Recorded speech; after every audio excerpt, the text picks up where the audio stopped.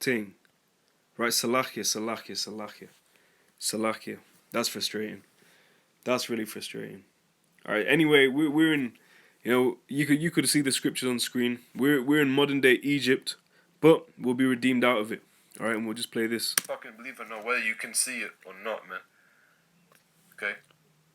I'll read this scripture here. I believe is Lamentations 4 and verse 17. As for us, our eyes as yet failed for our vain help, our worthless help. Because who do we go for help when we're in this world? The people that put us in the shithole.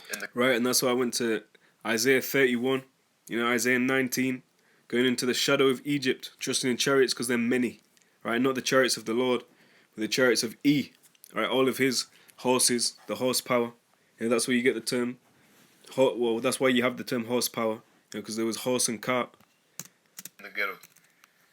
Alright, our enemies that took us captive, man. Yep, and that's Deuteronomy 28. It tells you, it doesn't say your good friends, your buddies, your pals. When we were in captivity, we were taken by the nation of Esau, who is a fierce countenance that does not give a shit, man. Yep, old or young, and you had that, with Judah, with the so-called Latin tribes, the Northern Kingdom. And what I was saying was before, in fact, I'll just play this. Salakia about the audio. On this video, on the video before, I've got to be more diligent on that. It's my fault. Okay, before that, there were the Ishmaelites who also didn't give a shit. But Esau is the most wicked on the earth. He's the wicked one. Again, it says... And so someone tell you that Esau, who the Ishmaelites are actually the Edomites. Well, you're wrong. As for us, our eyes as yet failed for our vain hope. In our watching, we have watched for a nation that could not save us. Right, and even, like I was saying, even Jake can't save Jake. Right, even we can't save you. We can't save ourselves in that sense. Just like they said about Yahawashi and the cross. It's all of the Father's doing. It pleases the Father to test his men and try their integrity, alright?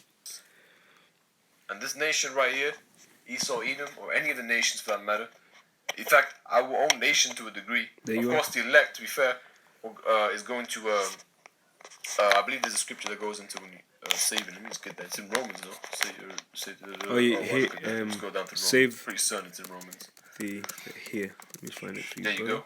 Romans 11 and 14. If by any means I may provoke to emulation, them which are my flesh, and might save some of them. Yep. The Jews.